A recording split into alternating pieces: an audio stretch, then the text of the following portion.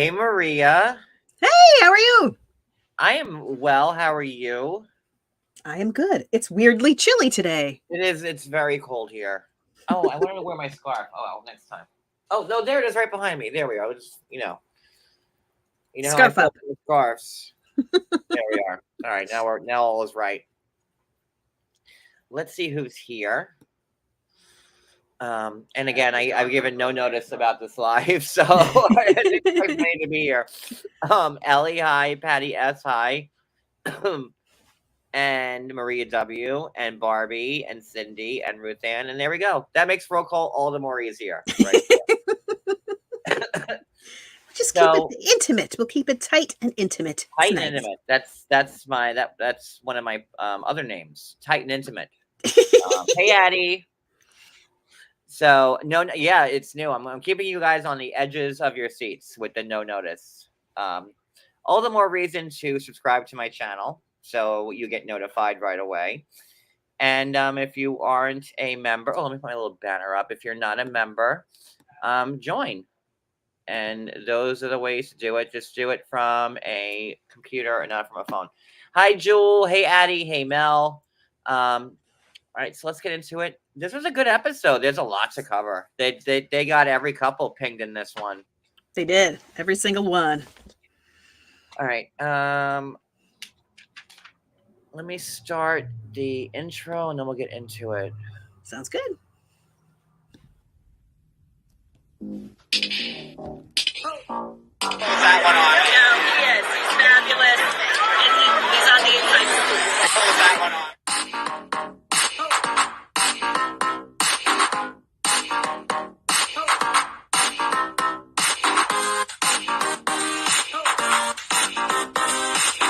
And he's on the inside.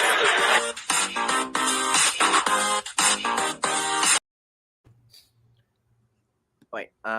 Okay. So hey, Donnell. Hey, Wicked Wisdom. Hey, Susie B. Hey, Sheila. Hey, Vanessa. All right. So where are we going? What kind of order do we want? Who should be last? That should be like the first question.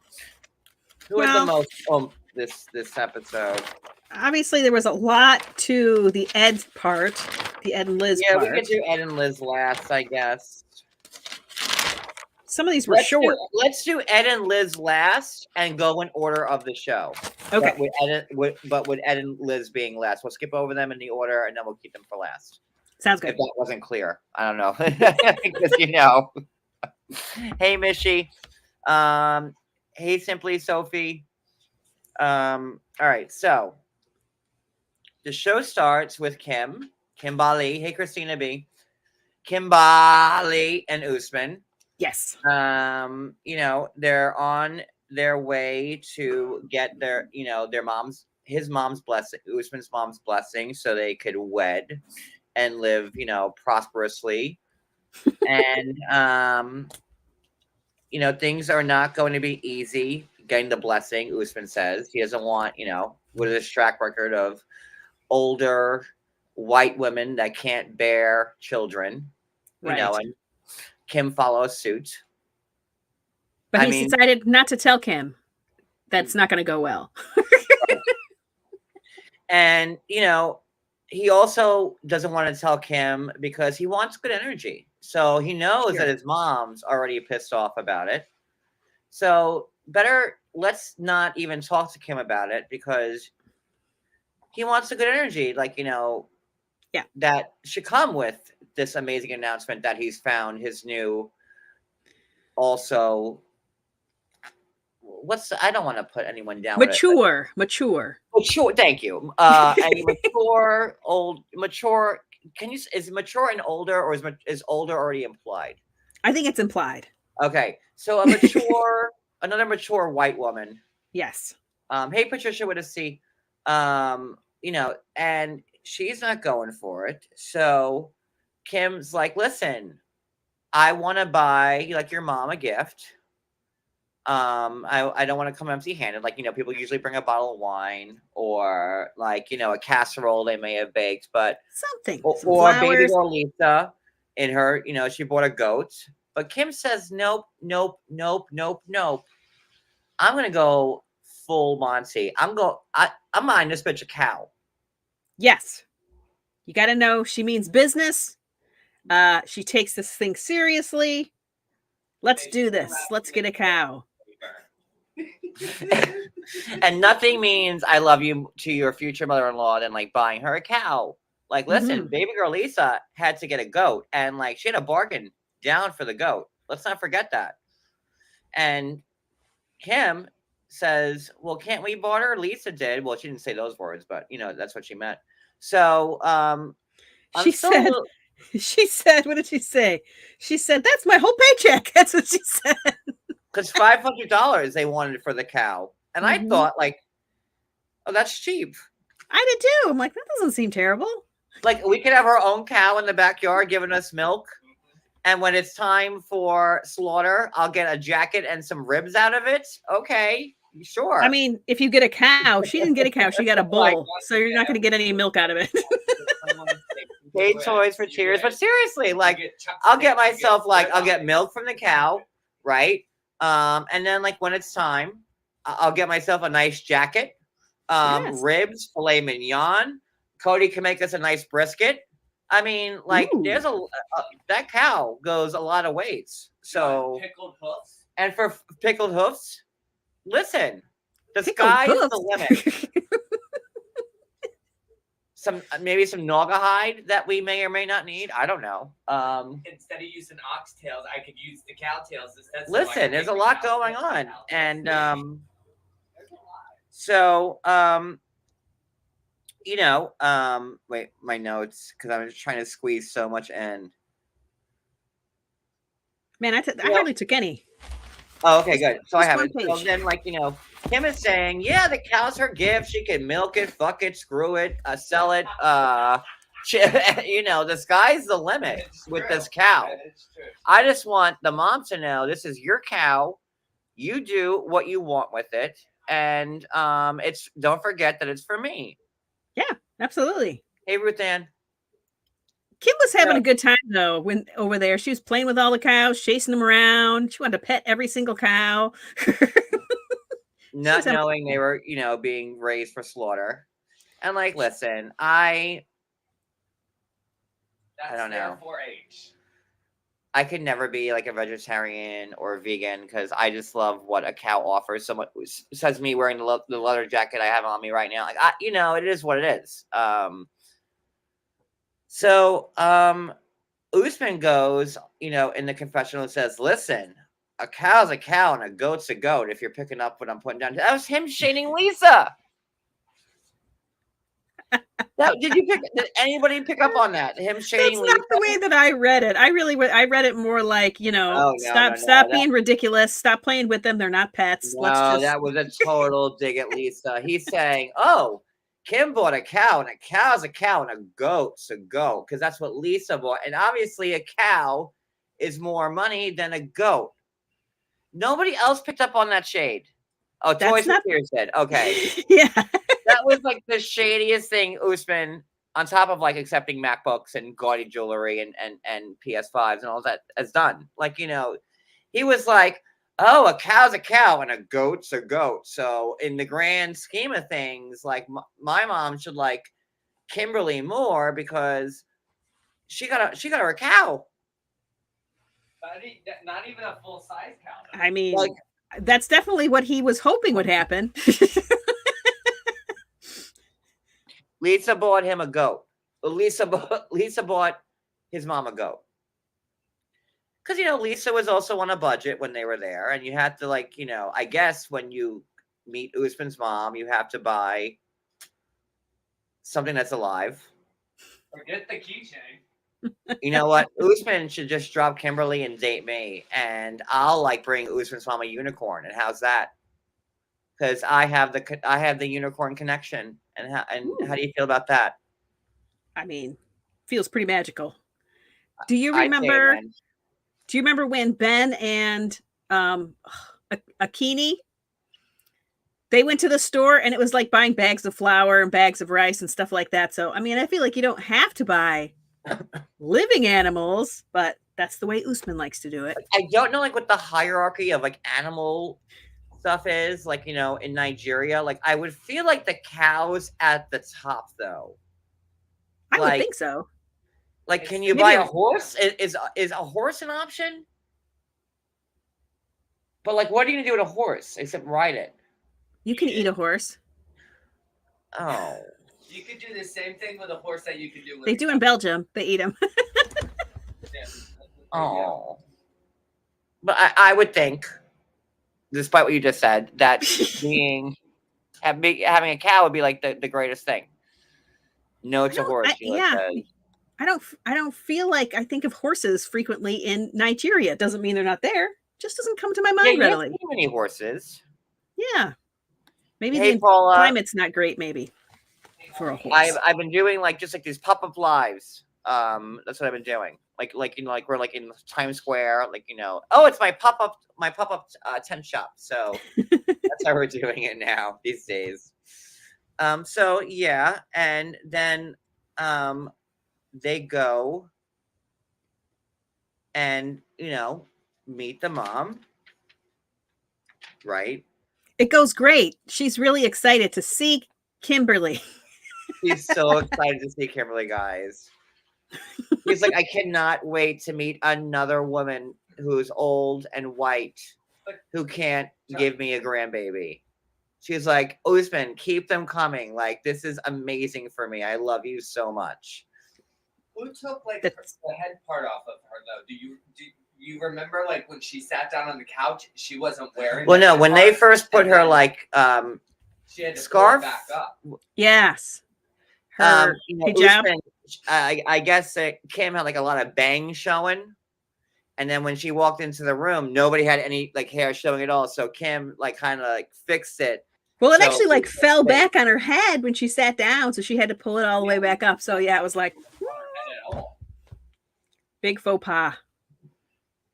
I did like watching Usman put it on her though, and pin it and clip it and stuff. That was kind of cute. Yeah, he knew what he was doing. That was cute. So they get there, and the older sister's there, the older brother, the middle The brother. other. Yep. The whole family's there, and it's not going well at all. Instantly.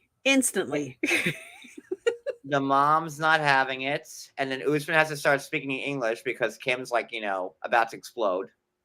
Kim was having like a severe Jenny moment. Like they're all speaking like in their language, and Kimberly has no idea what's going on. And then they're saying to Kim to Usman, nope, mom wants grandchildren. You keep doing this. This is unacceptable. And then a knock at the door comes. I wonder what that could be. You know what? I feel like the only person that forgot what it should be, and then when it came, I was like, oh no.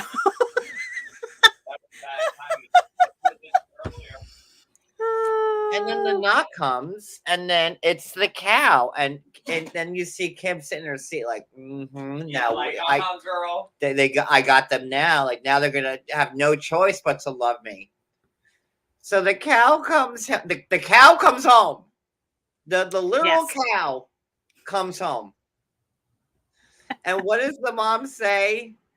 Look at this bitch trying to bribe me off with a cow. Who does she think she's kidding? Oh my God. I never saw that coming, ever. Yes, the brother. Okay, so like one of the brothers, it looked like he didn't have a great relationship. He was saying, I think it was Farouk. He's like, we're always fighting. He's always trying to start stuff. And he sees that cow at the door and he's like, this is a bribe. You're trying to bribe us instantly. And then Kim is like, excuse me, it's not a bribe. Excuse me, can I speak? It's not a bribe. Excuse me. Said, this is the biggest bribe I've ever seen. Yeah. Wow. And then the mom starts praying, may God take this woman away from me. Wow, when buying a cow from someone goes so south so fast. Like so fast. It's like what happens? I want to know like the status of the cow. Like, did they leave it at the house? Right at the front door? I hope so. I hope it just lives at the front door. Take it back to the house. I would have. Listen, in The Hangover, they put the tiger in the car, Mike Tyson's tiger. I They thought- put in the car yeah, and brought back. I thought you were So- going to say the giraffe. I'm like, that's not going to end well. I would have left with the cow. Absolutely. Yep. Like, brought him back to like got it. And like, okay, so was the cow 500? Well, she got it down to about 425. I say she. Usman got it down to about 425. So he did a little bit of bartering. She got a good, young, healthy cow. She did. Yeah. And I know nothing about cows. It looked she good, said though. that She liked But- him from the start because he was very loud, just like her. It is what it is, I guess. So was that it with them? That was it. With their love story? We ended on her just, saying, may I say something? And, no, basically. No, there's nothing for you to say. Old boy, I need to start working on my Russian wait, accent can now. I- For this part. Can I What? ask something really quick before you What, move Cody? on? What, Cody? When they were sitting there like talking about the cow and everything, and she pulled out the money, and then when he grabbed it and he handed it to the guy, like he grabbed it from her hands and handed it to the guy, and he said, "Here, count this." That What was weird. is that It about? was weird. Because what if she had like, extra? Well, she did have extra money in there because Hey, Share they Bear. hand on to Usman. You see him with money in his hand, and he puts it back in his pocket. So Yeah, that was like a weird. I don't know. He's like Kim He just Kimberly, give me all your money, yeah, he And just she's grabbed like, it and "Okay, said, Usman, here you count go." this. and he gave it to like the cow people. What if she had like triple that, and like the guy's like, okay, like yeah, but I Do think you here's $20 back, but meanwhile, Do you think that maybe Usman doesn't know how to count? It's just a theory. Well, he doesn't know how to sing, so I mean, like, listen, I don't. Oh no, John, that is the limit. He is the pride and joy. He's a vibe. He's a of vibe. Nigeria. Uh. Thank God for auto tune, right? Sure, absolutely. He does auto tune a lot. So now we move on to Andre and Libby. Wait, stop. I'm trying to do this this whole part in Russian accent. I'm sorry. I can't. You can't? Well, let's see. This section starts with them eating pancakes. Okay, they've eaten their pancakes. They're getting ready to go to the interview. They're in the car and they're discussing what kind of questions might come up. And first they're like, how much sex? What if they ask? What if Libby's like, what if they ask how much sex we have per week? What should we say? No, 0. And she's like, "No, Andre, you can't say it on camera. Mary had a little lamb." Nope, sorry, my boy. Poor Libby. It's really hard for both of them. Let's not forget that Libby has PTSD. Hey, Seraphim, PTSD from, The barbecue. The barbecue. Yep. And that's really stopped her singing dead in its tracks. And that's the real issue here. But, Libby's already going through it because of the PTSD from the barbecue. Her singing career has been halted. And she's not filming any Christian horror movies right now. Times are tough. Times are tough. She has no connections with her family, her sisters, nothing. So, and now she has to deal with maybe a pesky sibling or mother Maybe. that may have called immigration on Andre. So, they were testing each other about questions, and one question came out: how many times you guys have sex each week? And Andre said no, and Libby said that's not true. And he goes, "Oh, sometimes when you say one time, sometimes it's 5 times, and sometimes it's never. It's never." So Libby's like, "Well, listen, all we have to do here is just lie." Oh my God. And production so shady of getting Libby say, "Let's lie to immigration on camera." Yeah. Wow. Can we talk about that for like a minute? She was a hot mess. She was so nervous. She was being so weird. And Andre's like, we don't have to lie. Just tell the truth. Don't lie. And she's like, let's just both tell the same lie. We'll both just say 2, when really saying sometimes 0, sometimes 5, that sounds like a marriage.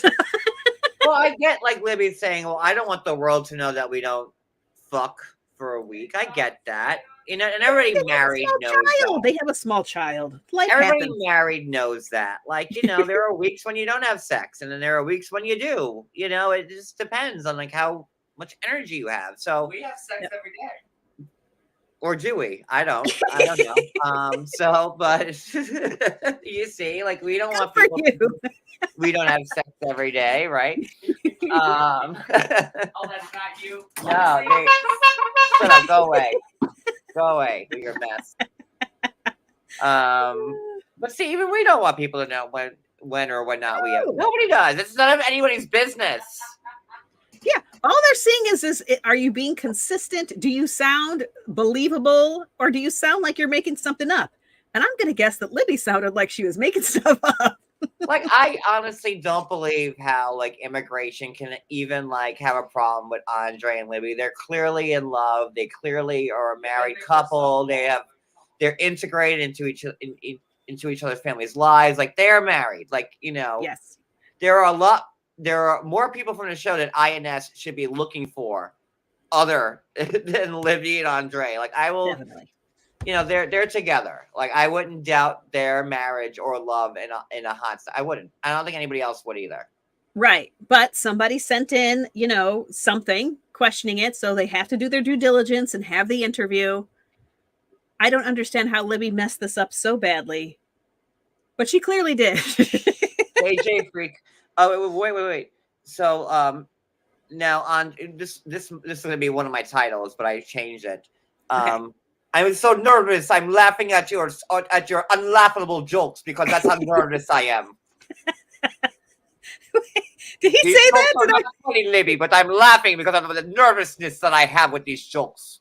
He also said he had a tight butt. He said, I'm so nervous I have a tight butt. My biggest takeaway from that scene is how old is he, 35? I think so. I didn't write it down How this does week. a 35-year-old man not know how to tie a tie? Please explain that to me. Please. That was a pretty angry tie-tying scene. I don't know what was going on. Like when you're frustrated and nervous and like, you know, you want everything to be perfect. And he's like, no, the double wins or not. It's not okay, Libby.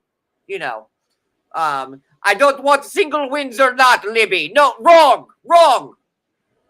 Listen, I get like when like he was worried he's gonna be deported. I get that.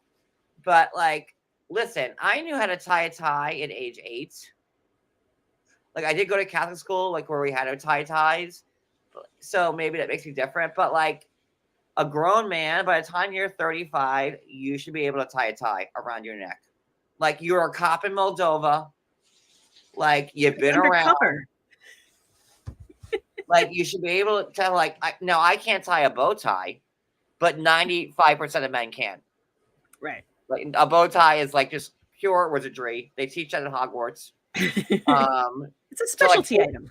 To 4th years, not even like 1st years. Like that's like a 4th year's lesson at Hogwarts. Like how to tie a bow tie. Next year's how to apparate. Just give you an idea of like how tricky a bow tie is. But like a regular tie, like just come on. Two flippity floppities.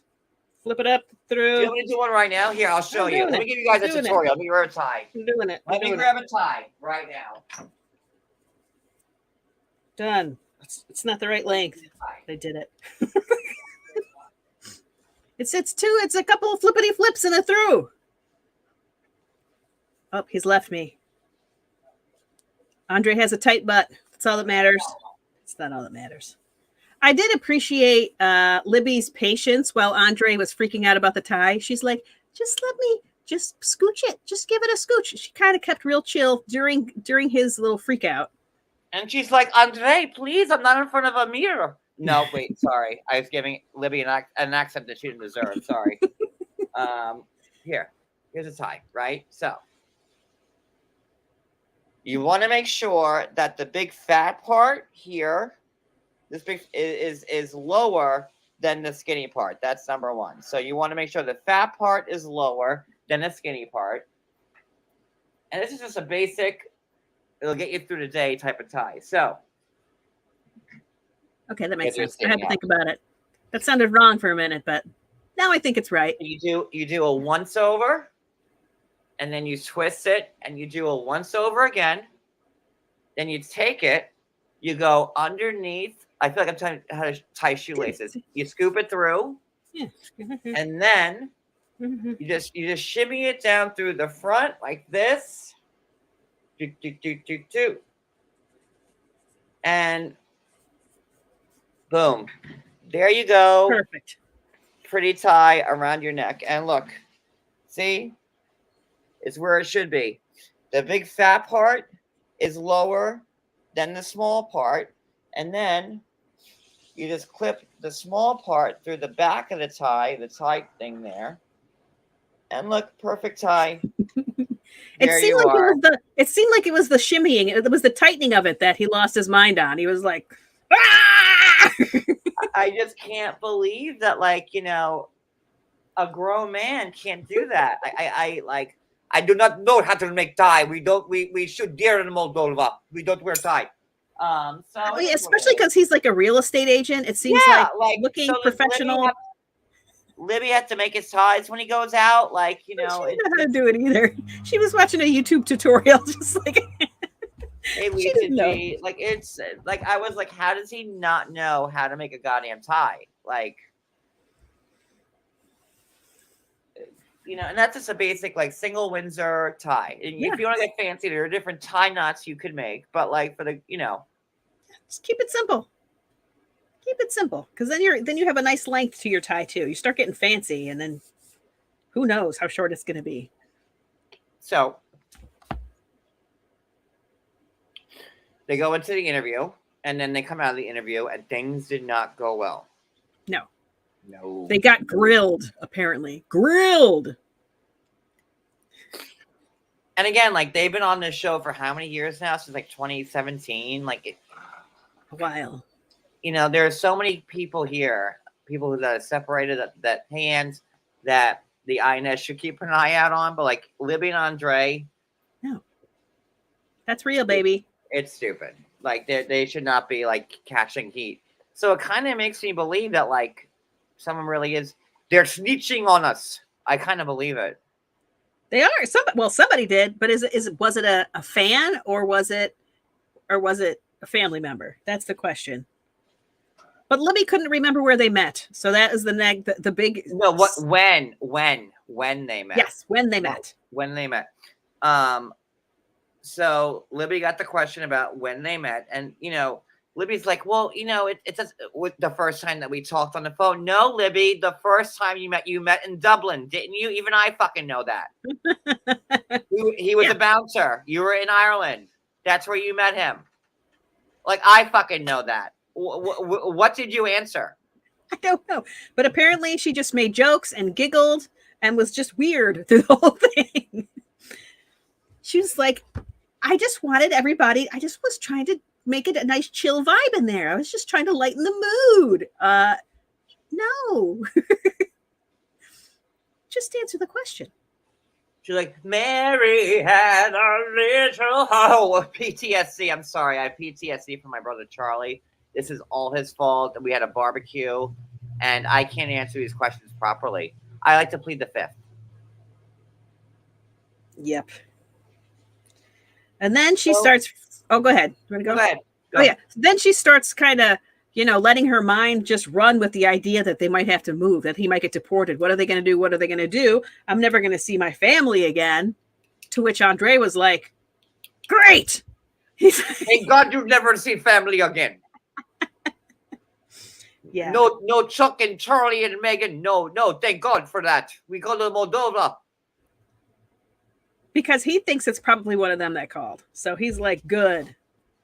And Libby's like, but that makes no sense. Why would they call? Because I would leave too. They would see even less of me. It makes no sense. This is Charlie's fault. Yep. You know, we know that Andre don't want to live in Moldova as much as Libby don't. You know, let's not make it. Let's not play. Yeah, we know it's that fun Andre, to visit, but we don't want to live there. I'm so tired of borscht every day. and like I have passed in Moldova. I can't. No. But we will live there. Sans your family. So Oh, he also told her not to whimper when she started. don't whimper. Don't stop your whimpering. Don't you whimper. What did he say when she was pregnant like years ago? Don't you? What did he say to her? Oh, what did he say? What did he say Oh, about like? Don't you terrorize me with your pregnancy? Don't you terrorize me with your pregnancy? That was it. Don't you whimper and terrorize me. Don't you whimper. That was it. That was right next to don't you terrorize me with your pregnancy. Don't terrorize me with your pregnancy. Don't whimper. He's So, something yeah. special. Oh, you missed the whimper, Ellie? Oh, it was there. He's like, don't you whimper. He was having none of it. Because she's like, what do we do? What do we do? He's like, we don't do anything. We just wait. There's nothing to be done right now. We wait for letter. We wait for letter to tell me to go home. Exactly. All right, so we have, let's see. We're good with them, right? Yep, that was it. Okay, so Liz and Ed are next, so we're going to skip them. That's good. Oh, the title of my live, Jenny and Sumit. I'm going to need a quick, get us started on this one. I have. Okay. So they are packing up. Their honeymoon is over. Jenny's very sad that she has to leave and go back to her old yucky house because they've had such a good time. Back to life and back to all of their problems. And we find out that, they practice some of the poses that they learned during their Kama Sutra yoga class. And that, I don't know how far to go, John. I feel like you're going to want in on this, but, Sumit got injured. He hurt himself. That the cowgirl pose is just a little bit too much for Sumit. And that Jenny was a little too excited while doing it. Sumit ended up with a navel displacement after he hurt his stomach. He had a navel displacement. It's apparently there you go. Navel displacement. Stomach part. So. Okay. Yes, he had a navel displacement. He spent the night on the commode. Wait, is a navel displacement like a real thing? It sounded real. Like a navel is your belly button. Right. But it's got a stalk. How does that get displaced? Well, I mean, like I think your muscles like, go kind of his belly button like turn around, like was it on his asshole side? Like I'm a little unclear about the navel displacement. I'm not positive about it, especially because the result was that he was on the toilet all night, which feels really like a strange result from your navel being displaced. But yeah, I don't know. He has himself to thank for that, honestly. Yes. I mean, like right or wrong, like he made Julie. He made Jenny go to the Kama Sutra class, which she didn't want to go to, but she's like, listen, I'm no spring chicken, but I'm going to do it because we're on our honeymoon and whatever. And she did it. Yes, apparently with too much glee. Too much unbridled enthusiasm, I would say. Yes. Or bridal enthusiasm because they are newlyweds. So there you go. And it was a cowgirl position they were in, so there could have been a bridal involved. Right? Yeah, I don't know. I mean, and cowgirls like not that hard, No. No, it's pretty basic. On your lap, really. That's it.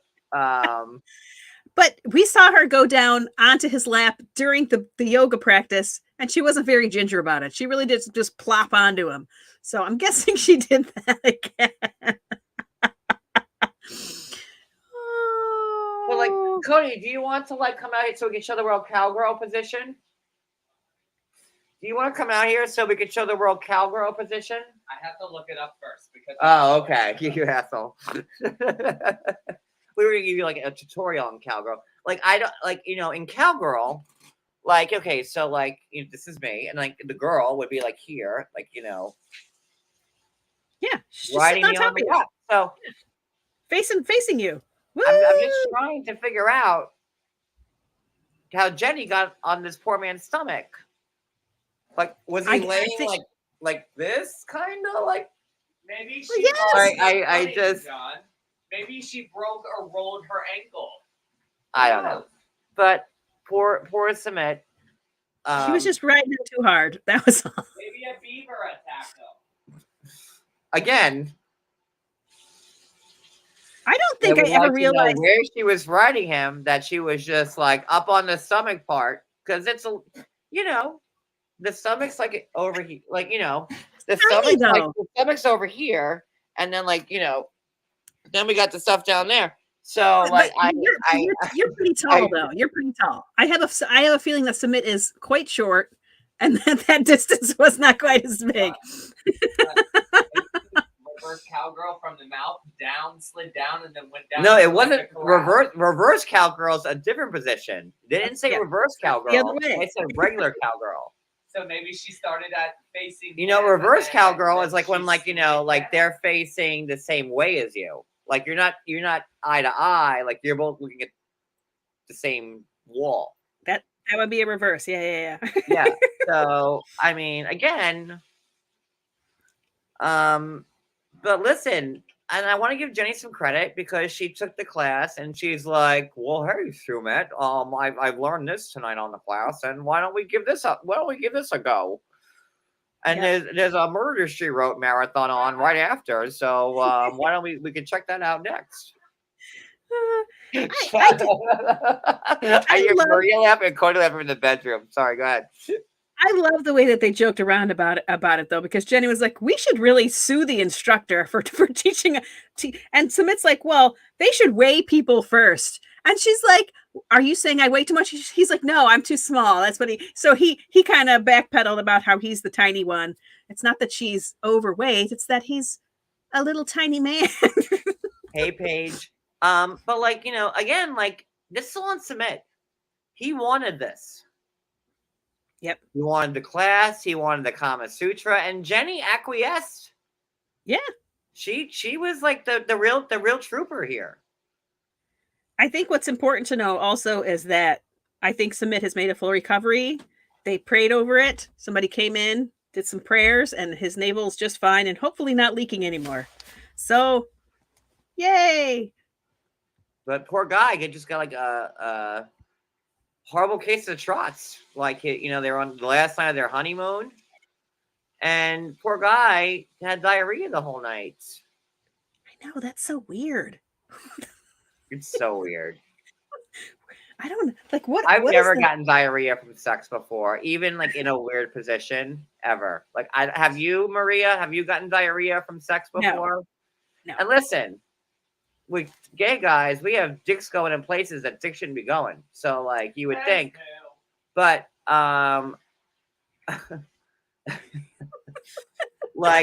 with that being said, I've never had diarrhea from sex before. Me neither. No. Guys in the chat, put a 1 in the chat if you've gotten diarrhea from sex. Do you think they're going to admit it if they or just give us a side eye if you did? Just give us the side eye. Maybe some light anal leakage. I don't know. What? Did you like the light anal leakage? Did you like that one? Afterwards, I'm like, so I don't know what comes out afterwards, but I'm just saying. I have a lot of 98% of my friends are straight, and I've never heard one of my girlfriends tell me, "Listen, John, I was getting that dick good last night, and it ended me up in the bathroom with dysentery. That's just never happened to me once before ever. Listen, I was getting dick down, and I got that Montezuma's revenge in the middle of it. Nope, I never heard that either. I don't know. But I guess none of us have had our navels displaced either. So who knows? Is Jenny's innards made from Metamucil? Maybe that might have been it. No, your thoughts, Maria, on that? I don't think she's made of Metamucil. No, I Okay. just Well, think I'm just trying to think of ways that this could have happened. I think she just broke something loose. She was just really going for it, and she just broke something loose. Oh, I always love a good Housewives reference there. Well, Ramona does a whole lot of stuff during sex. She'll pee in a bed. Oh, that's also No, Vicky. She'll that's do not that too. good. I'm gonna Anywho, put a all tarp right. down for So that. listen, so that happened, but they're in good spirits. They're laughing about it. Good for them. We're laughing about it. They're laughing about it. A good laugh was had by all, right? Yes. Okay. So now they're appliance shopping, and Yep. Jenny is really pissed that they go back to. Why do they have to go back to the old house? They said because that's where her visa, where the address is for her visa. So if they come looking for her, that's where they need to be. Seems So stupid. why get a new house at all? They were just hiding. Like, okay. Sumit doesn't like to take responsibility for things, so he just likes to hide periodically.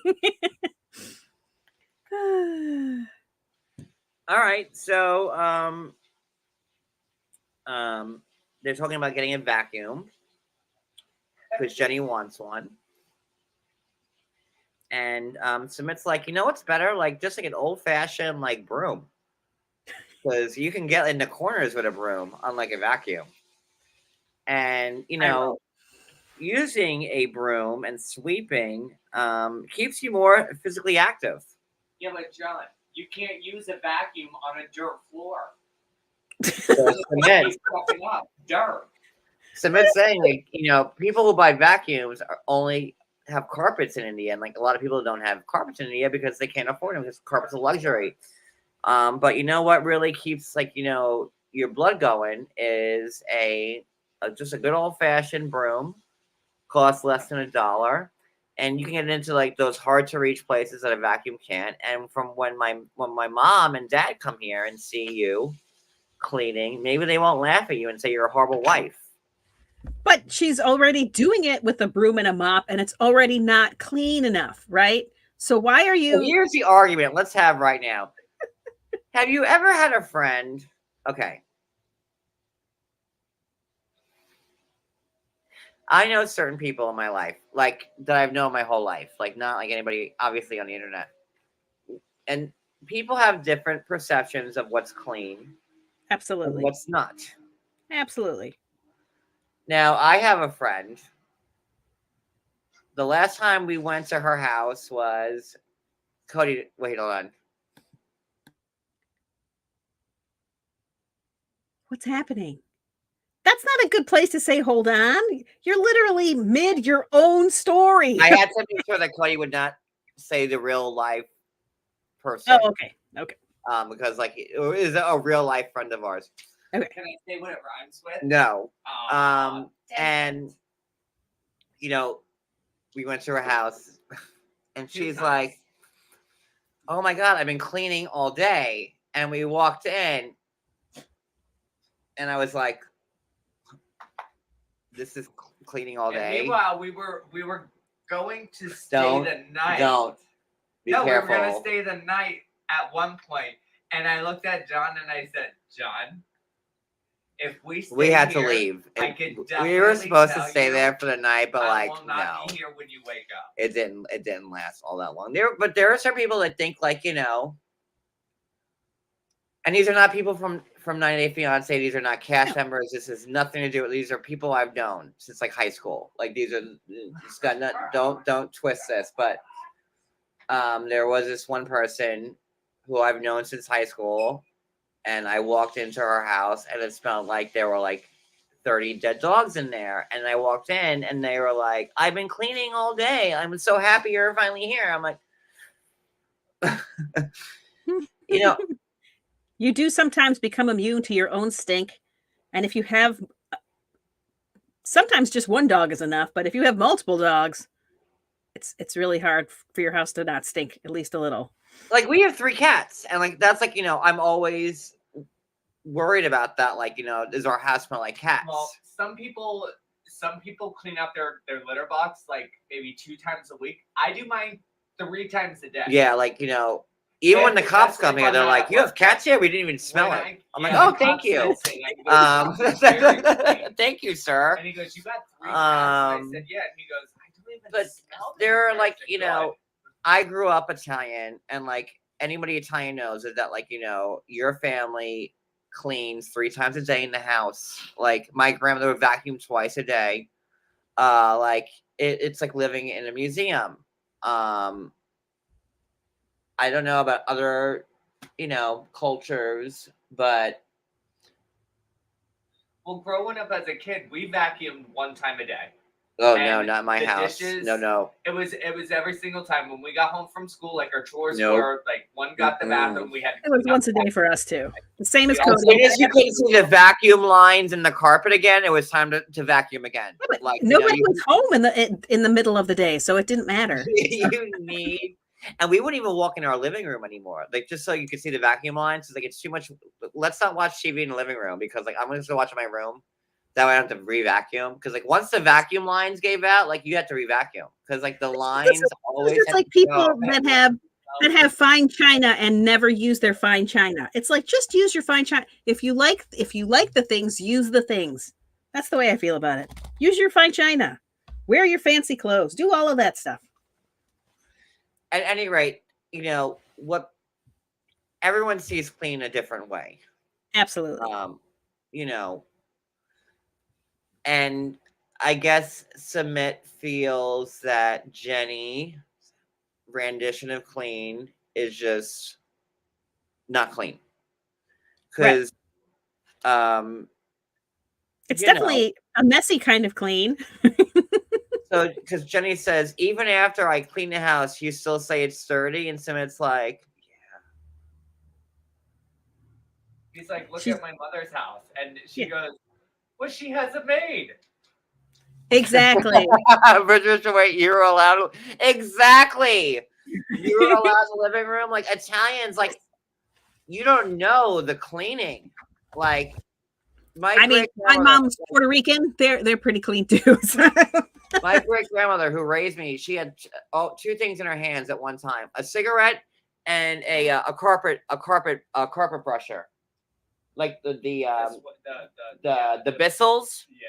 The Bissell. Remember those carpet sweepers? The rolly. Oh my! That was my great grandma's favorite thing. Like she had a cigarette and a Bissell in her hand at all times. Like, and then she was either vacuuming, cleaning, or cooking. That's all she did.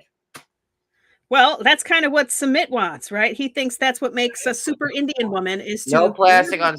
Thankfully, no plastic on furniture in my family. Go ahead, Marie. Sorry. Yeah, that's what Sumit thinks. An Indian woman, that's what they would do. They would be cleaning several times a day. They would be bringing food for their husband for breakfast and lunch, bringing him chai tea. Doing everything because they're super women. And Jenny's just like, that's not who I am. We don't have a traditional Indian marriage. These are ridiculous expectations to have of me. Okay, going back to like the furniture stuff. Okay, so like the Italians here, like, did you have like the one room that you could never go into though? Like, not with the plastic on the furniture. Like with my family, like I've never seen plastic on furniture on my mom's side. But like there were like certain couches you could never sit on, certain chairs you couldn't sit on, certain rooms you couldn't go into because it was always like, at museum status. It was the showroom. Right, no, like you go. We didn't have that. No, we weren't allowed to my parents' room. That was the extent of it. That's their about like the track lines on the carpets. It's true. Like as soon as like if you walked on that carpet and you couldn't see like the lines from the vacuum showing that it was freshly vacuumed. Oh no, that was getting vacuumed again because somebody walked on it, and then you see the footprints because they'd put the carpet cleaner on it. You know what I'm talking about? Yeah, the Arm & Hammer. The Arm & Hammer, you spray it on there. Another thing, and then mothballs. What'd you do with the mothballs? You put them behind the couch, duh. Ew, they smell gross though. It's that mothballs. So it's like that's like that's clean. You smell the mothballs, it's clean. That sounds gross. No. You never had mothballs ever? No. Your grandmother did. I promise you, she did. Not. My grandma. It never smelled like mothballs in my grandmother's house ever. That's how my And she family had a was. big Like house you to like clean, you and she cleaned and cleaned cleaned and awful. cleaned. Like Do you want it that? Do you want that to be what it says on your tombstone? Kept the cleanest house. this was years ago, like even before I met Cody. Like I was having my family over to my house for the first time with my ex, and we were clean, and so was my ex. And like I was cleaning like the what's it? What is it called, babe? The baseboards, like everything. Like, and he's like, "What are you doing?" I'm like, "You don't understand. They will look at everything." He's Oh, like, "The baseboards." I'm like, "That's the well, top of yeah. their fucking list." Like they have a chart when they come to houses, and they'll. I'm not even kidding you. Like, yeah. I don't know. Anywho, I didn't. So whatever. Um. So Sumit's saying that Jenny needs to learn Indian housekeeping. No, she doesn't. Well, If he wants, according to his mom, she still needs to, but right? let's be realistic. Like he thinks that if he can get Jenny up to standards, then that will suddenly make his mom like her. No, it won't. It will It not won't. matter. No, you're right. It won't. Yeah. So if he wants a cleaner, Jenny's going to do it to this level. If he wants it higher, then Submit needs to do it. She's only going to go so far. And give her the vacuum so she doesn't have to, break a hip. Thank God. So, are we good Or with them? displace her navel. The only other thing that they brought up was that he wants to reconcile with his parents. And Jenny's kind of like, Oh, yeah, what that's does a it big thing, matter? actually. And he's like, just in case my parents come. And Jenny's like, why? Like, why are they going to come? Like, they had their chance. And Jenny Yeah. was like trying to talk him out of it. Yep. It's been 10 years that we've had a relationship. And if they're not okay now, they're never going to be okay. But Submit feels like he cannot live without his parents in his life on some level. So Pay somebody else to clean. yeah, No shame in it. I think in India there would be shame there. Imagine getting a house, a maid, Submit's mom has somebody cleaning the house. right?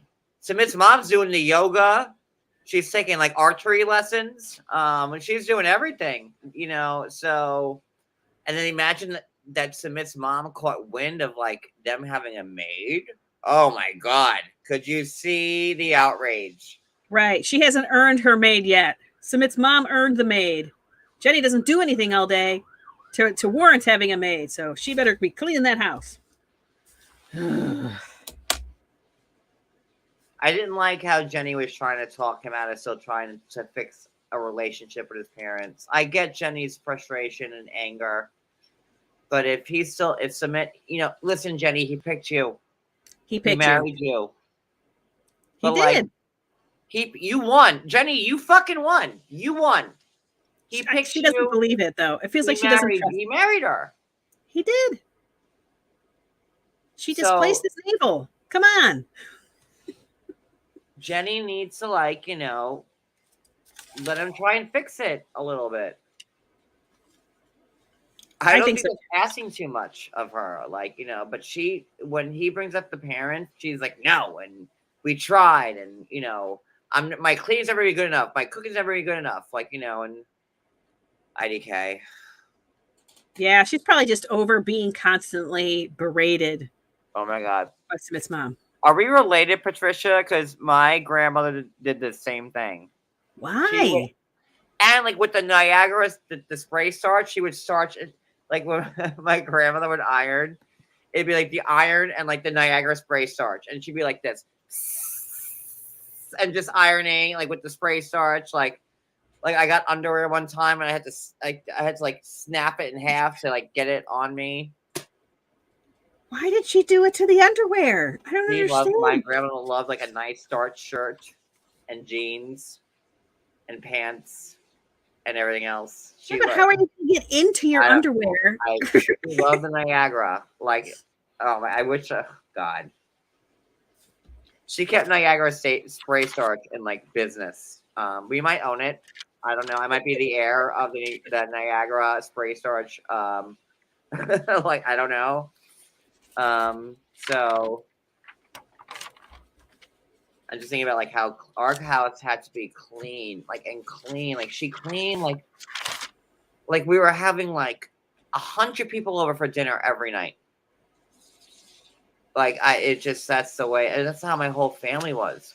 Yep. You would never walk over to like one of my aunt's houses and there not be like a can of Pledge in their hand and like a rag.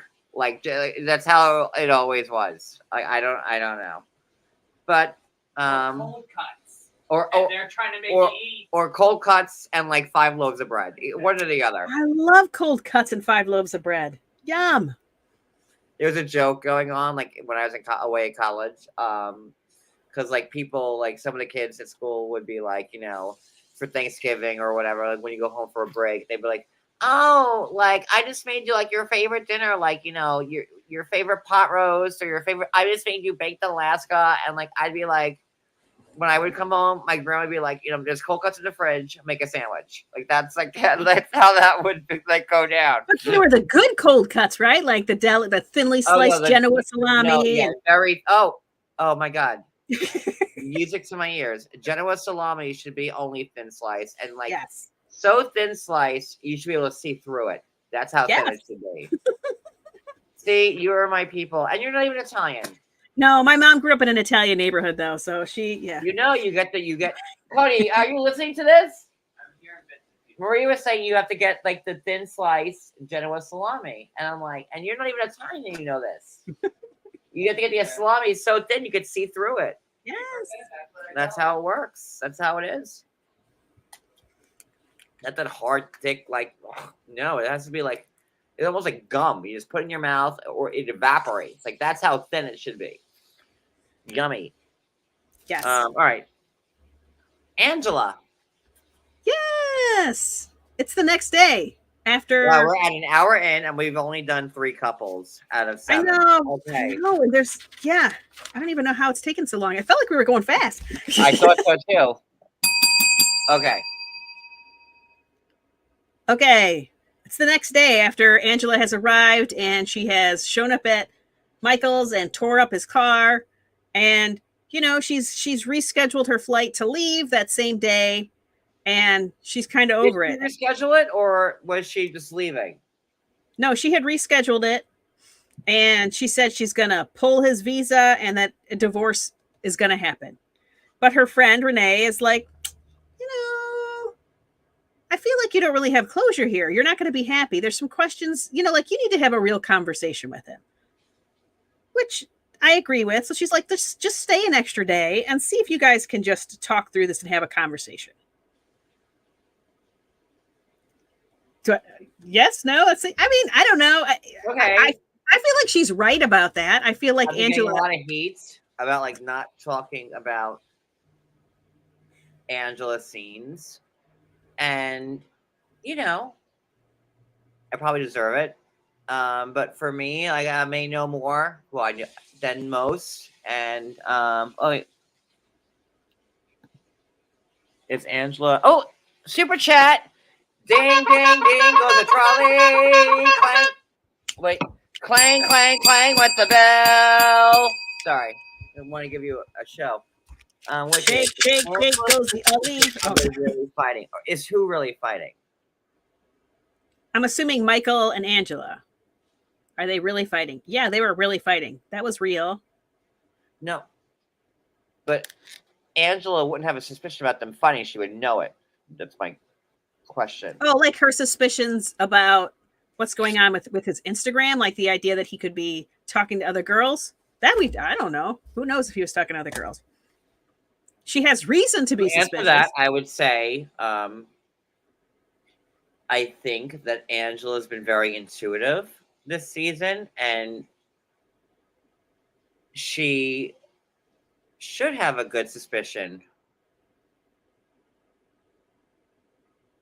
Because she is intuitive, which we'll circle back to in a second. We'll get there. So you were saying, okay, where were you just before that came up? Yeah, you know that Renee thinks that Angela should not leave until she has a real Renee, conversation. who just got to Nigeria, didn't want to fly home the next day. Is that what you said, or did I just say that? I mean, I can't be mad at her if that was her motive. I can't be mad. That's a long flight to just turn around and leave. But I mean, it is a long flight to just get there, rustle up a car, and then like fly home. Yeah, that's a lot of work. They raided Michael's compound, and then the next day they worked out in the hotel gym. Yeah, that's not what you want to do on a vacation to Nigeria. And listen, Angela said that she got out of her system, and she's calmer, and she has no more fight left. And they exhausted. are working out at the hotel gym there, and just say she does feel bad about the car, and I knew she would because she's a human being, and like me and Angela are so cut from the same cloth, and everybody knows that. Yep. Like when we're mad, and we go off. But that doesn't work very well for Michael, though, right? Michael is like, it hasn't looked very well for me when I've gone off on certain people. It is what it is. Yep. But again, like I say, nobody, people want to highlight what got you to the point of being mad. They just want to highlight you being mad and not showcase what brought you to that point, like Angela. Right. And I'm not saying that Angela had the right to go and do what she did to the car, and that's why Angela feels bad for it from her own words. But, people, if Angela flew there to Nigeria, not letting him know, if Angela didn't give a good goddamn about Michael, then she would never have flown there to begin with. Right? I mean, I agree with you, but I do think she approached it pretty aggressively in that. Oh, she sure did. Yeah, listen, Michael keeps saying, you didn't tell me that you came and you just stormed into my house. But like, if most people, if their wife showed up, they would be like, oh my gosh, I'm so happy to see you. Right. And they'd give you a giant hug and a kiss. Where he instead, I mean, first of all, it took a long time for him to even come to the door. And by the time he came, she had already started tearing his car apart. And let's not forget that, also, Angela has been asking Michael to take down, the Instagram account, that new one that he started when he went Usman. And he was saying no, and the only way I'm going to take it down is if you give me money to take it down. You're blackmailing your wife? Yes.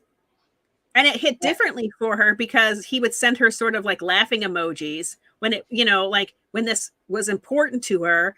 And it felt a little extra soul crushing and dismissive to just throw laughing emojis at her, like her feelings didn't matter. So, it's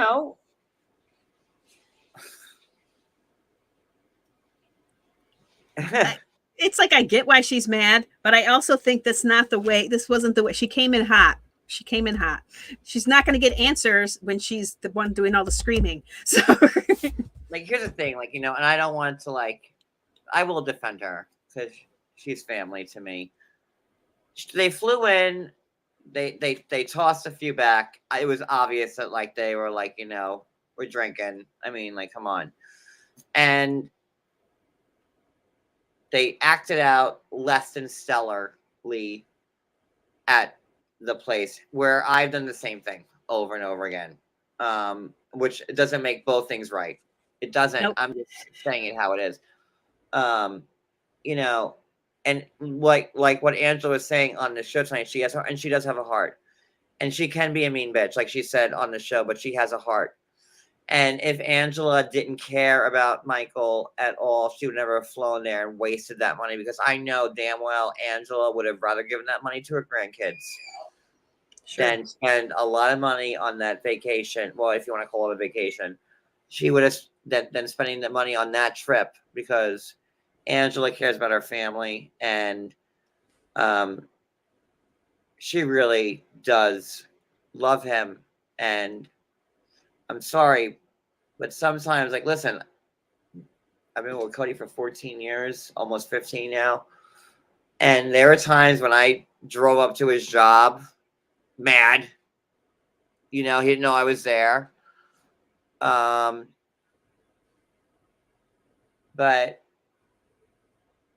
I don't know. Like Michael, all Michael had to do was answer the door.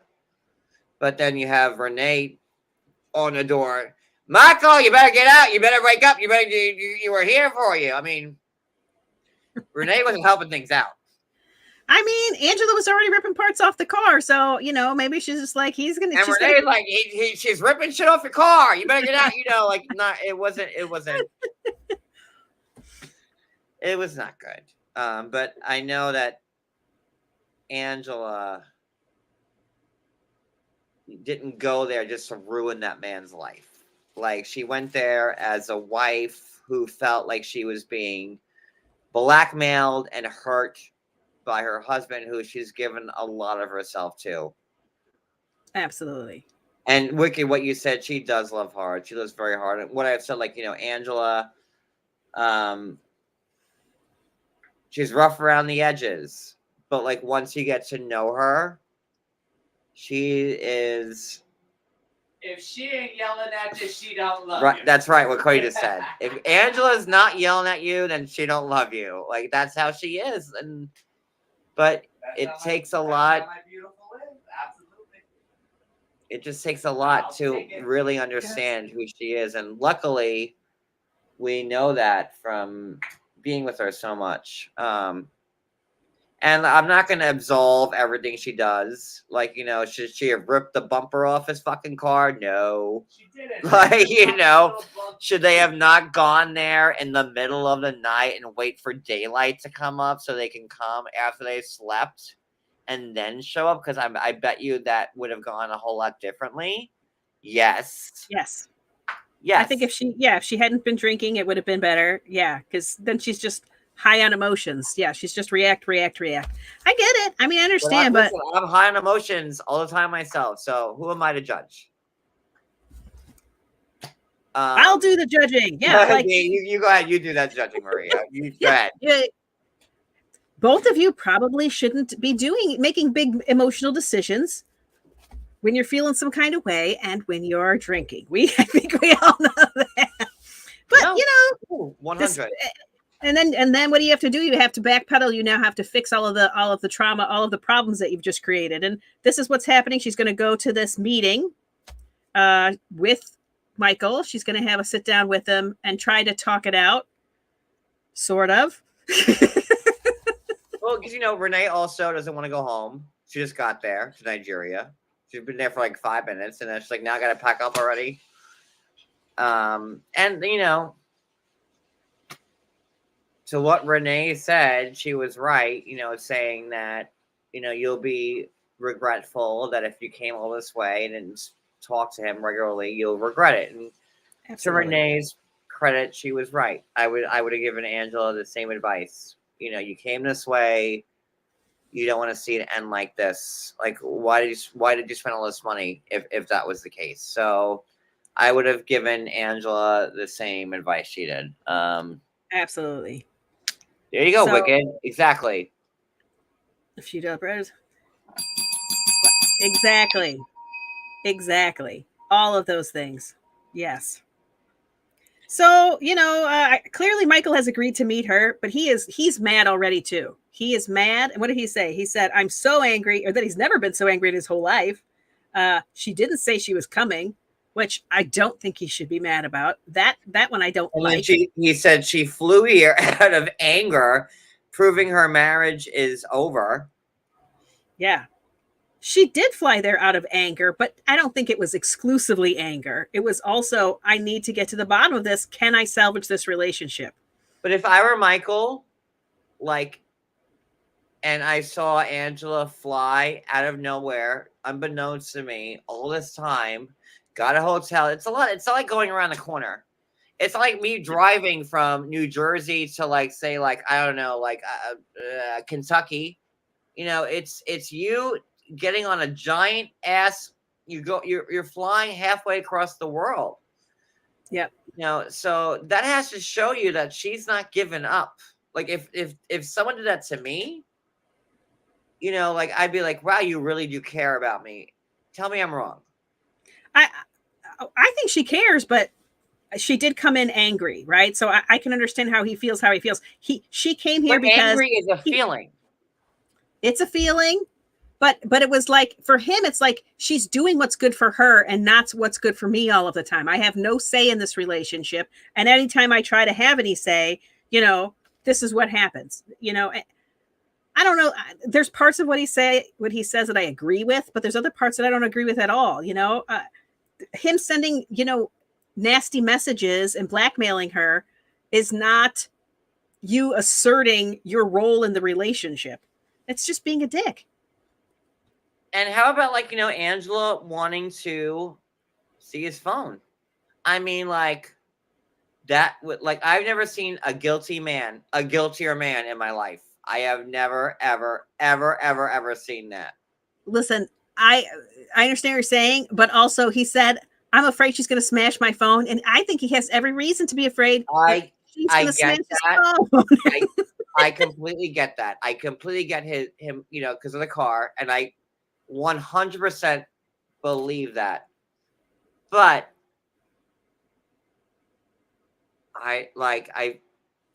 he won't give up, you know, the way he was holding on to her bag. He's like, well, put the phone in my bag. He took her bag and was like holding on to it like he was like an 85-year-old woman at the mall holding on to the pocketbook like nobody bag gets them. What?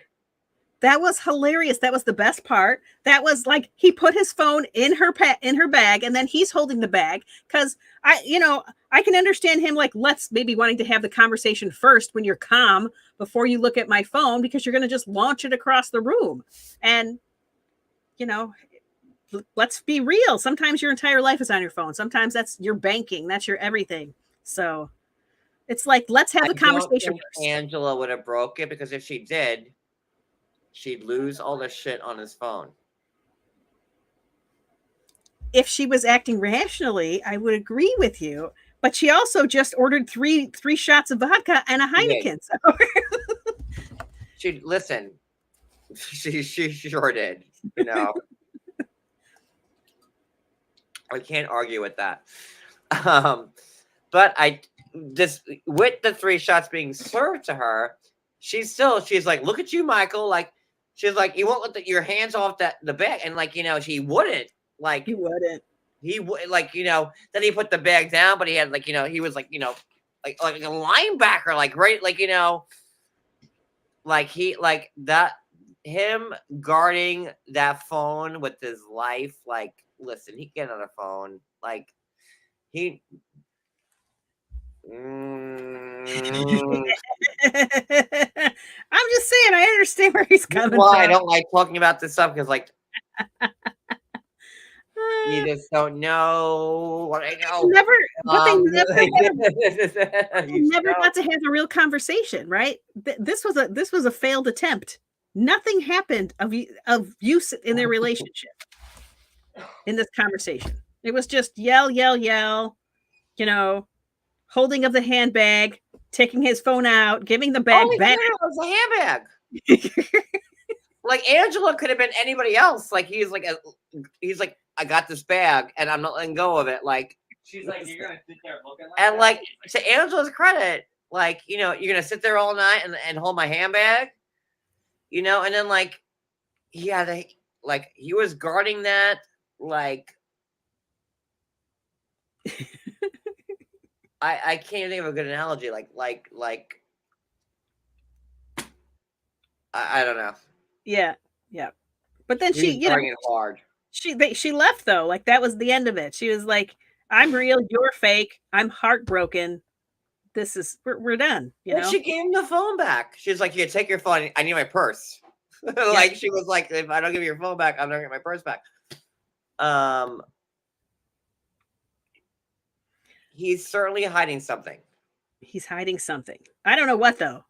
I feel like it might not be what she thinks, but there's clearly something. So I think it is what she thinks. You think it is what she thinks? Oh, I think it is. Why would he knew this meeting was coming? You don't think he would have sanitized his phone first?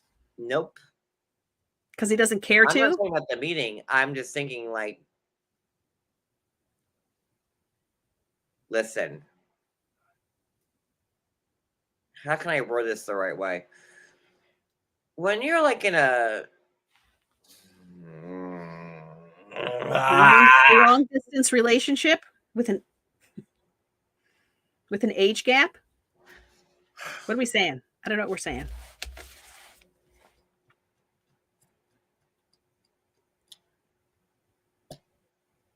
Michael is already blackmailing Angela to give him money to take down his IG account, right? Right. So is it too much of a stretch to believe that, like, there might be something that Michael may have there? If he's already trying to blackmail his wife to get the IG account down, is that too much of a stretch to think that, like, maybe Michael's really talking to other women, which Angela intuitively believes, and that's why she wants to see the phone, and why he was holding on to her bag like, I don't know, Jessica Tandy and driving Miss Daisy? Like, what? No, I don't think it's too much to believe at all. I don't. I just think that he would have sanitized his phone, and if he didn't sanitize his phone, that he didn't want to. He wanted her to see it. So It's the didn't want to part. well, then that's more reason to be afraid that she's going to launch your phone across the room. Also, he has been known to accept payment for cab rides previously. And inappropriate. Michael is pretty resilient. I'll give him that. Yep. Are we good with them? Yes. An hour and 20 minutes in. I'm sorry. Like, You can't help it. I get so many complaints. Like, John, you didn't even say like what you say about Angela because you guys are friends. Well, obviously, I'm not gonna like do that to her. I think I can say, like, where there might be room for improvement, but again, we're also watching a TV show. So we're watching a TV show. Yes. Keep that in the This back is of your what they've mind. given us to judge. You know her in a different way. But also, she's a character who you relate to because you guys share some personality traits. We share a lot of personality. We do. Like we're both very loud, opinionated people. Yep. And we're always right. So that's of course. Why wouldn't we? Me, Angela, I hope you're watching because I love you, and we're always right. So there you go. Let me text her. But I'm not gonna text her. Fuck it. Yeah, it's how it goes. So let's move on to Bilal and Shaeeda. That's quick. That is quick. They go to the doctor. She finds out that she has her ovarian reserve is low. And so basically she's only got 2.5% of her eggs left of the original 1 million that she started with. And that the doctor would recommend that they get started within the next 6 months because it's just going to get harder. And thanks to Maria, we have learned that, like, I thought like that woman got like new eggs every month, and like that's how your systems work. I had no idea. Do you have any messages I got from women saying I had no idea that we were born with a certain amount of eggs? Like, from women. That's because they do a terrible job of educating us about our reproduction. I was like, and like not just one or two, like at least 20 messages from women after we did it live about the eggs. They're like, I'm a woman. I had no idea how this worked. And I'm like, well, you're welcome. And sorry about your little eggs. Like, I don't know what to say. Yep. So, yes, she's got some obstacles. And Bilal is still acting the same as Bilal always acts. Just a little bit more low-key about it. But I don't think it changes anything about how he feels about the situation. Well, I think it does because now, all of a sudden, Bilal and Shaeeda have to have sex like now, and they have to start now. She's 37, and They're he's already saying having sex.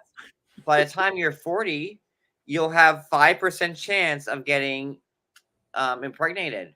5% chance Mm-hmm. every cycle.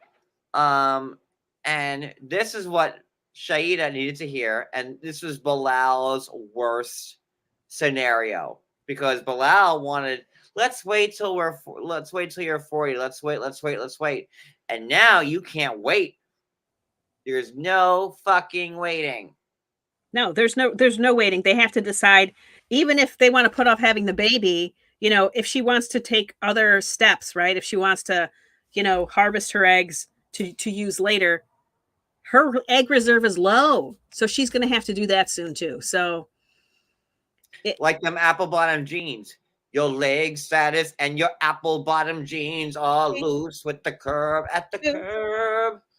Mary had a little lamb. I'm sorry, PTSD from the barbecue. I can't sing that well. So Bilal's face, he went like to like, and the and the OBGYN was like, listen, you gotta start fucking now, like right this minute. Just fuck for 6 months, try to get that kid, and like then we could try like other methods for you guys to get pregnant. Right. And Bilal, like I think his dick turned inside out. Like I don't know what happened, but he's like, this is my worst nightmare. Now I have to have sex with her for a baby. Yeah, no, he was hoping to be able to gaslight her for 3 more years because that was his plan. He doesn't want another baby at all. All. This is it's gonna become really clear as this moves along. Is he wasting her time? She needs to know quickly. Are you wasting my time? And he is. And he is. He sucks. And that's it. Yep. Are we good with them? Yep, that's all that happened. Yes, that's really it. Okay, Jovi and Yara. Yara and Jovi. So, Yara got a green card. Hooray, Yara! Yay! He's getting ready to leave for work for 3 weeks, and during that time, he's praying that she doesn't go to Czech Republic to see her mom. He asked her if she's gonna leave, and then she goes, "Once I get a green card, I leave to go for the Czech Republic." Was that too much, Andre? She does have a different what's the word? Her inflections are different. Like a boopity boopity boop. I don't know. We'll see. Doing a Russian accent is hard to begin with. So like doing it as a man and a woman now, like okay, but it's fine. I'll get there. Yes. And Joey's like, why can't you wait? It's not smart to go there. Yara goes, I want to go ASAP. Joey's saying it'll only be 3 weeks, and Yara finally acquiesced and said, yeah, okay, I'll wait. Yeah. I thought he handled that conversation as well as anybody could. He was gentle, Absolutely. but, kind of assertive, and, please just wait. It's going to be better if we do it together as a family. And I still don't think Jovi was in any wrong asking his wife to wait. Like, not wait 2 months, 2 years, 2 weeks. Yeah. 2 right, weeks. because her card wasn't even going to show up for another week. So, yeah, 2 weeks. I understand how she's feeling. She's probably feeling like almost like survivor's guilt. Like, I'm here living a nice, chill, beautiful lifestyle while my friends and family are struggling, and she wants to help them. But, if you're going to send money, just send some money, man. You can do that electronically. And to all the assholes that are saying like online, like, oh, they want to attack Czech Republic. That's a NATO country. Well, like, I'm a New Yorker, and back on September 11th, we didn't see anybody attacking the Twin Towers. No one saw that coming. No one saw Pearl Harbor being bombed in World War II. Yeah, saying it's a NATO country does not automatically mean protected. When countries are at war, like there are things that come up. Sylvie was right. Yara is thinking with her. But like, I don't want to like, I don't want to like discount Yara's feelings because she has real feelings. They are real feelings, But absolutely. Just listen, wait. if you want to go to Prague, right, where your family is, which is safe according to everyone's books, then it'll still be safe in 2 weeks. Yes. Why is it so bad that Jovi is worried about his wife and child? And why are the people these days saying, no, Yara, you go off without your husband. Fuck him. Like, what kind of world are we living in? Like, I just don't understand that at all. I mean, I feel like Jovi said even in this episode, he's like, normally, if this was not the situation over there, I would be fine with her going. It would be totally fine. You know, but this is the situation. We can't pretend it isn't. So, France, Paris didn't see like the Nazis taking it over, right? Like, you don't know what's going to happen in war. Right. And this is like going back like almost a year ago now. And there's still a war as we speak right now. Yes, they sure are. So I just can't, like, people giving Jovi a hard time, worrying about his wife and newborn going off to like a country that's neighboring a country in war. And Russia is the second largest country in the world behind Canada. Well, China's bigger. Size-wise. Still China. No, I think Canada? think it might be Russia, Canada. And it doesn't even matter. The point is that like, Jovi should not be like remember like when Avery with the dentist, the young Avery, and she wanted to go to Syria because that's where Omar was from. Right. Meanwhile, where Syria was like the headquarters of ISIS and all that stuff. Right. Yeah, her mom ended up going with her because she was like, you can't be there by yourself. But they didn't go to Syria. They went to like Lebanon, didn't they? Right. Yeah. And then the people on the internet, like, the woke people, like, woke people behind like the scenes, like, oh yeah, go to Syria, go there, like, show the world that, like, that it's not the worst place on earth. I'm sorry, like, I can't. It's not the worst place on earth, but also, it's not the safest place either. So in times of war, yeah, why would I don't know.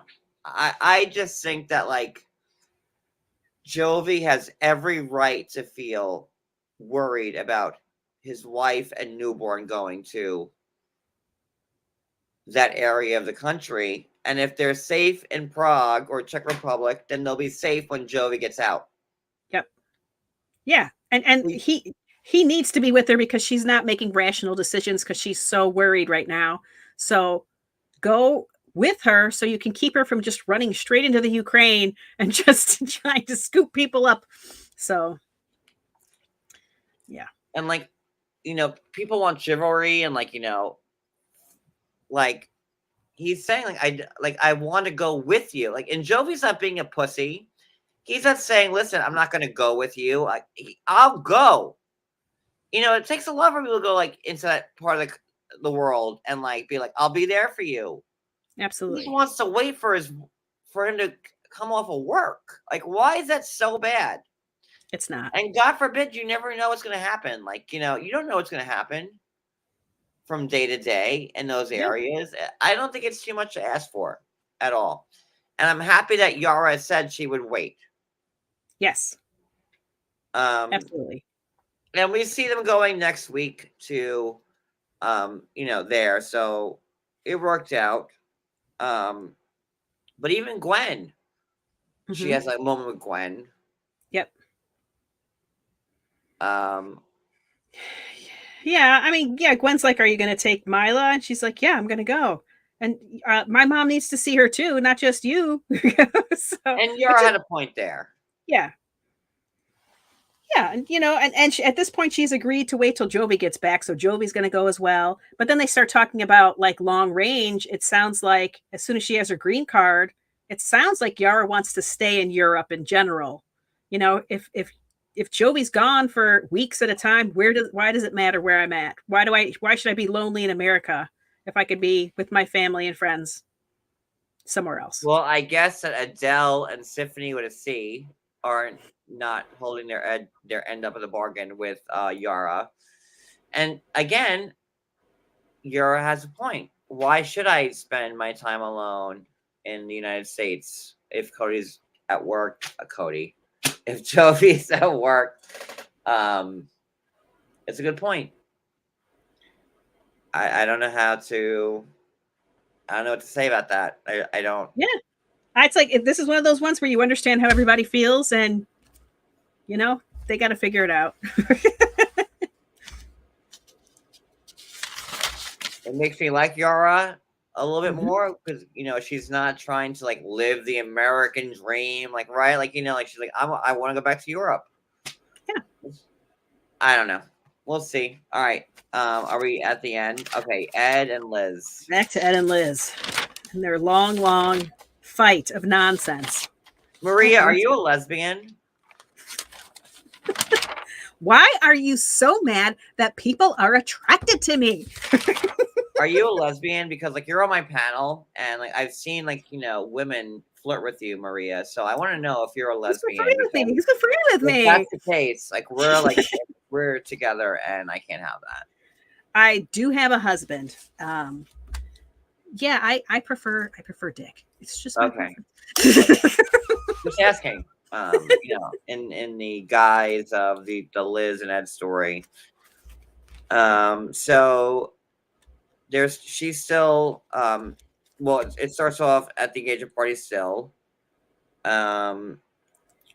She's still running in the streets and she's still very drunk. He's upset because he doesn't know where she is, but he kicked her out. He said on the phone, like, listen, I don't want to marry you. Get the fuck out. I hate you. And move out. Yeah. But at the second breath, he's like, well, I don't know where she is. And I'm her fiance and I should know where she is. And now I'm worried. But you just kicked her out of her house. Yeah. So which way does it go? And do you live in the ghetto, Ed? Because like, why are you so worried about her walking around your neighborhood? I swear she was in front of like a Walgreens or something. I don't know what the stress was about. like is Liz like being sold off to the sex trade in San Diego? Like I don't know how San Diego works. I've never been there. I mean, she was quite inebriated. It is certainly a risk to be drunk in the streets if you're a woman. Probably also if you're a man. But then he shouldn't have picked a fight with her. Such a. So Liz is walking back. Production picks her up. Yeah. So I thought it was good too. I'll take you home. No, I like that too. Yes. Yeah, I like that too. They kind of thought maybe she was a little bit too drunk to be just left wandering. I feel like she probably could have called an Uber if she was that concerned. No, she had production. Yeah, that was nice. Like, listen, Liz, like we're worried about you. We'll take you home. But as soon as Liz gets in the car, she's all like mic'd up and like being filmed in the car. Oh, production. Well, she was already mic'd up, right? From the fight. Yeah, but like, if they cared about her like that, well, like, we just want to take you home. We don't want you walking in this horrible area that Ed said it was. And then Liz goes in.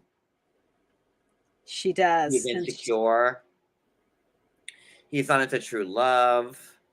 And then, like, she threw the wedding ring in the grass. Didn't she leave the wedding ring on top of the cell phone?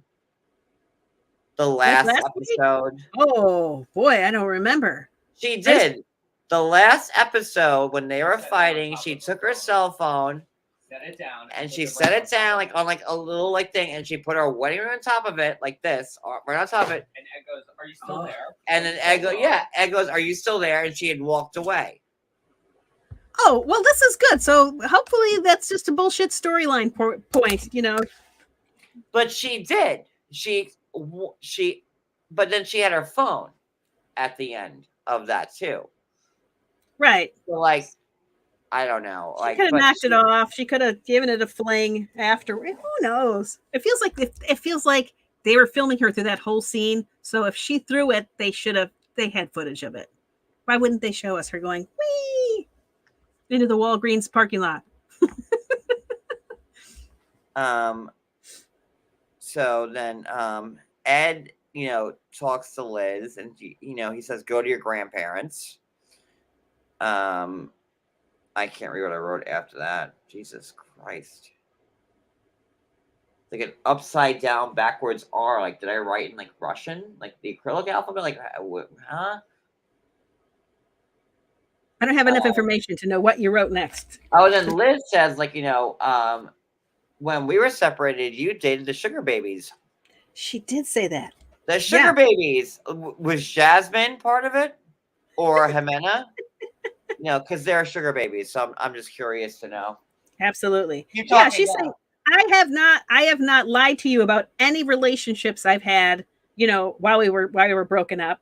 Yeah, she's not he's saying, like, I know you had a lesbian relationship with this woman, and she's like, when did I have this lesbian relationship? So he's just like fixated on this, and he's like, I'm tired of your dishonesty.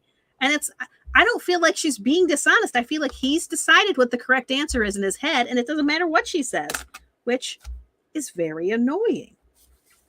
But then, yeah, are you a lesbian? Again and again, are you a lesbian? And you know what bothered me about the way he kept asking if she was a lesbian is, like, you guys live together, presumably sleep in the same bed, and you're asking her if she's a lesbian, which the only thing that goes to my head then is, are you guys not having sex, or are you guys having very, like, unexciting sex where she's just laying there? I think she's a lesbian. I would say, like, unexciting sex then, like, maybe, like, Yeah. There's something, there's some reason in the bedroom, I would presume, that he's asking that question because he's just as fixated on it. And she's like, you don't even come to bed anymore. Which is like, wait, why doesn't he come to bed anymore? Does he not come to bed anymore, Maria? I don't think he comes to bed anymore or comes to bed anymore. Does he come anywhere, like to the living room?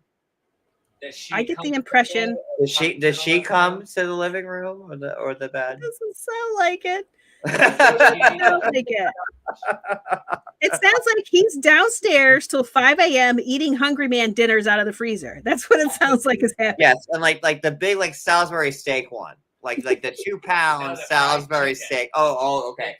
Yeah, the 2 pound fried chicken one. Listen, we're very familiar with Hungry Man, so we know their whole Salisbury steak their whole dinner catalog.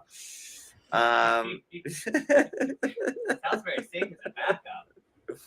Salisbury steak is my favorite. You want to whip me over to TV dinner? Get me a Salisbury steak. That's my favorite. I don't know if I've ever had a Salisbury steak because I don't understand what they are. They look it's like a hamburger with gravy on it, pretty much.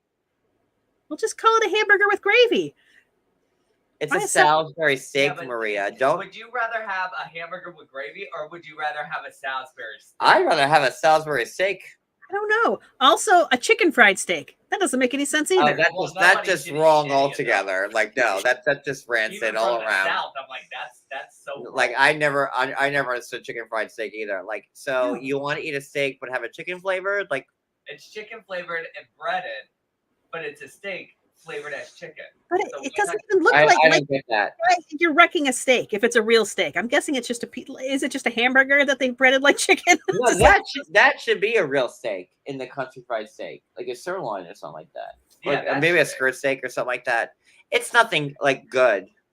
No, it sounds gross. It is. But gross. Anyway, Ed is a lesbian according to Who just wrote that he was a It's lesbian? a lesbian. Susie B did. Uh-oh, what'd I do? Listen. Wait, what? My screen just zoomed in on me and I got all confused. Wow. So Ed goes, "You're a lesbian." Yep. And Ed goes, "He's never called her fat, but both of them could make better life choices about what they take in." Ed, do you really have like to even say to Liz, "Listen, maybe you shouldn't be eating that Dorito right now"? Like, really, Ed? He shouldn't say a word. No. Not a word. Because she was wearing that dress. 0.00 word. Plus, she's like in her 20s. She's 29. Like, you don't know how good you fucking have it. Yep. But okay. And Ed's like, I lost my mom. I lost my daughter. All my friends warned me about Liz and how horrible she is. I don't know, man. Yeah. And there's a lot of like, him not wanting her to go out with certain people because they're trashy. And, she's like, all my friends are guys. And so you're jealous. And Ed's like, well, he said, all your friends are gay women.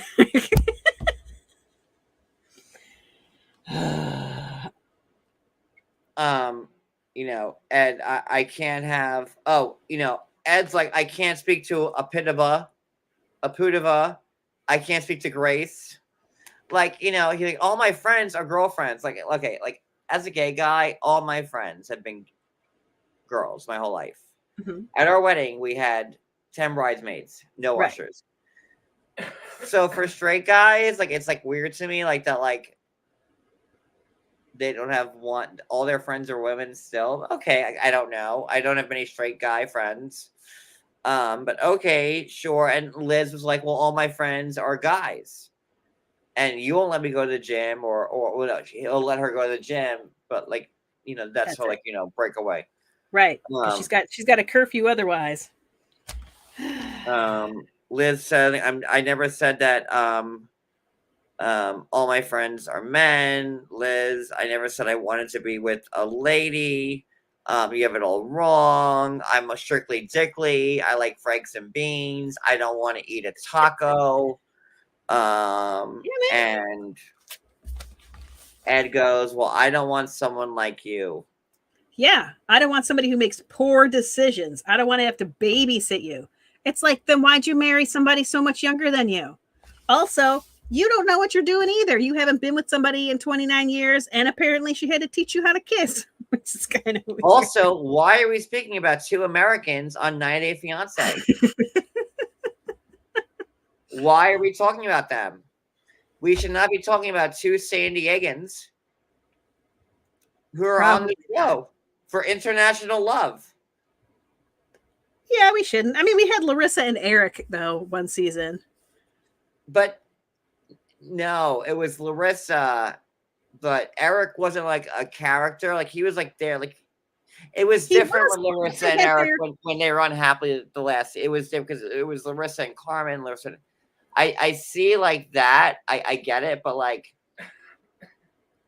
Larissa and Eric were like, well, they were moving in as roommates at one point into his, bachelor pad. Yeah, I don't know. Who cares? Let's not talk about that. But when Larissa, okay, here's my point with that. When Larissa was unhappily, it was Larissa and Colt. Like Larissa's last season unhappily, it was Larissa and Colt, and they were both separated, but they were both unhappily. That's true. That's right? true. It's different here. It is different. They're stretching the rules. They needed some filler because for some reason they have to just force us to watch 2 hours every week. An hour and a half, an hour. Do we really need this much? No. If they would change it just like an hour, like, oh my God. So much better. So much better. Yeah. Drop a couple of the couples that we don't need. Just get us. Give us Like less. watching Sister Wives, like an hour of bing bang boom, Great. like perfect. Yeah, we would have no Usman and Kimberly, and we would not have Ed and Liz. Vaya con Dios.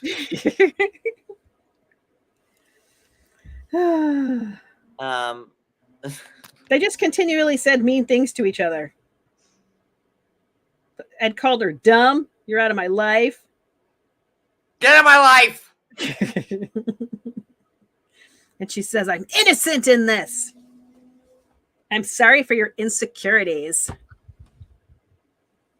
I think that anyone thinking that Ed and Liz are a good fit are stupid. And I think they know that too. I'm sorry, like But I think they're still together, at least in some capacity. So clearly they just like to be tortured by each other. I don't know. I think Andre and Libby are real. Real. And that's why I'm annoyed with this stuff with the ICE with immigration, because they're a real couple. They're a real couple. For sure. So that bothers me, that they're going through this, like when there are other people that should be going through it. That's because the Charlie that he snitched on me. We go to Moldova then, and then that's it, and then you don't have to ask questions about how many times we fucked for a week. So very is invasive. Is the Russian still holding through? Yeah, that was good. Okay, Cody, is your whistle wet? Yeah. Okay, just making sure. Because Cody when I talk when I hunt for the moose and squirrel. We go to Moldova soon. And there's so many other things going on. There's this teeny tiny shots you give yourself every. There's so much. I mean, I feel like we also learned here that Ed might have a teeny tiny penis. Maybe. Did you think that he didn't? I did not put a great deal of thought into it. Guess average. Stephanie, wait. What? Wait. Teeny tiny shots. Okay, so Stephanie just confirmed that. She did. Teeny tiny. There you go. That's it. And we're good. We're good. Why are these two together? Who? Ed and Liz. Why are they together? I can't make that make sense for anybody. I hope it's not to be on TV. I don't think it is.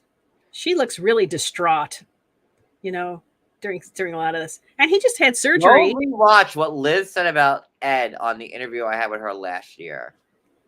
And the petition that was started. I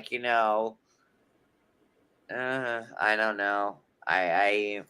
But if she didn't care, would she get that mean about it? Just like Angela, right? Sometimes if you didn't care, you wouldn't fight so hard. Angela has been with Michael for 6 years now, 5 years. Liz met Ed on the Single Life filming last year. It's different. I mean, it's different, but also in terms of time that they've spent with each other in person. And oh my God, Ed had to travel from San Diego to 5 minutes down the road in San Diego to go visit Liz. There's a lot. Come on. There's no international. It's not even Ed's in San Diego and Liz is in New York City. It's Ed's in San Diego and Liz is in San Diego. It's like me trying to find new love in Seaside Heights. Oh my God, I just found Jimmy around the corner. Come on. You're right. But they torture us. That Ed's in San Diego and Liz is from Boston. Okay, at least it's 3,000 miles away. Bitch, you're in the same fucking city. And we're supposed to be this invested in this international,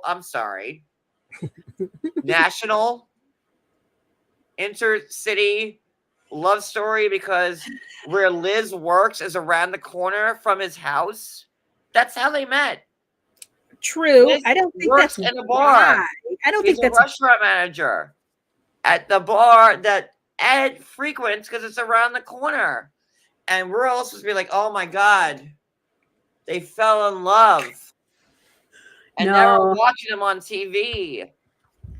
No, but I mean, for me, it's more that they have the age gap, which you see very often on 90 Day Fiance. Oh, an age gap, because that's new on the show. And we just have Ed in general. I really think it's just Ed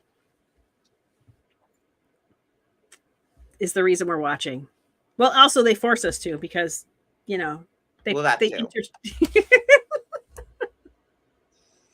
But listen, me and Cody are starting a show. It's gonna be like, Love at Love. And it's gonna be like me, a 43-year-old man from Seaside Heights, New Jersey, and I'm gonna find love Okay. in the same house that Perfect. I find this man here, Cody. Oh my God, Cody, are you in my house? Are you gay? You're in my Do you house like me? and you're gay. Oh my God, there's our new Put a ring show. on it. That it's just that simple. So you're Awesome. welcome. Perfect. Boom. Maybe I'll find love in this RV. Maybe. Oh, and I saw your post about the Sister Wives RV being only $85K. Yes. I was way off. Maria Liz, I was saying that RV is no less than 150K. What did you say last night? I was very wrong. It was only 82. That was a good deal. I was with you. I believe that RV to be like that. It's a nice RV, or the fifth wheel, as we should say. Yes. They are very charming, Seraphim, and thank God that we're watching this love story, unfold on TV. 90 Day Fiance, San Diego edition, when they're like, around the corner from each other, and good for them. And good for them. It's a love for the ages. It is. And for San Diegans. Yes, for San Diegans who like to frequent the nacho stand at the 7-Eleven. So I'm going to end this live Ron Burgundy style and say, stay classy, San Diego. Nice. Right? Isn't that a sign off? It was. Yeah. Stay classy, San Diego. San Diego.